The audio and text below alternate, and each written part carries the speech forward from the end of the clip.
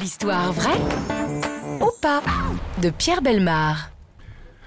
À San Francisco, la police s'inquiétait que les réseaux de call girls prennent une extension anormale.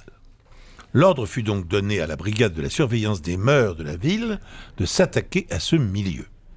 L'objectif était de démanteler le plus grand nombre de réseaux en procédant à des arrestations massives dans les lieux de débauche déjà bien connus des policiers.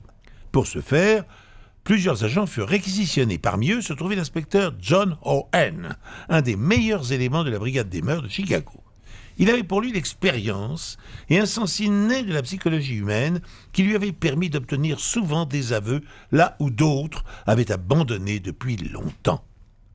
La mission de John, dans cette vaste opération Call Girl, consistait à se déguiser en homme d'affaires et à faire appel au service de 2 prostituées en se faisant passer pour un client aussi coquin que gourmand.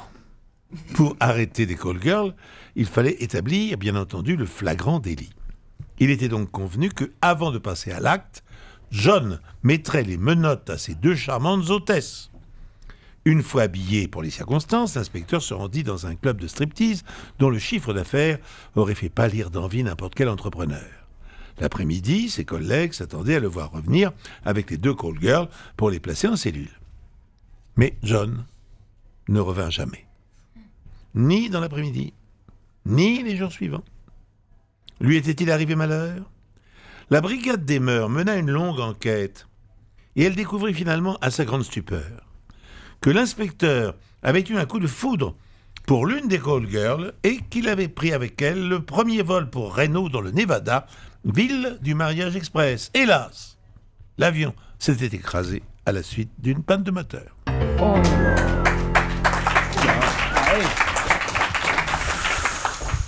C'est pas une belle histoire, ça? Ah, c'est une belle histoire. J'espère que Franck Ribéry ne nous écoute pas aujourd'hui. Hein. Oh non. Non, mais ça va lui foutre le moral à zéro.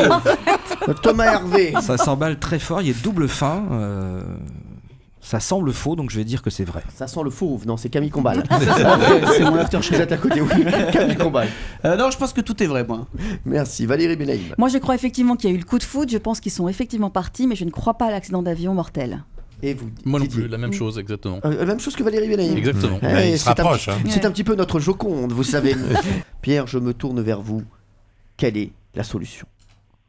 Elle découvrit finalement à sa grande stupeur que l'inspecteur avait eu un coup de foudre pour l'une des call girls et qu'il avait pris avec elle le premier vol pour Reno dans le Nevada, ville du mariage express. Oui, il s'était lié pour la vie le jour même, la demoiselle. Il n'est pas mort dans un accident d'avion, vous aviez raison, Guillaume. Bravo Guillaume.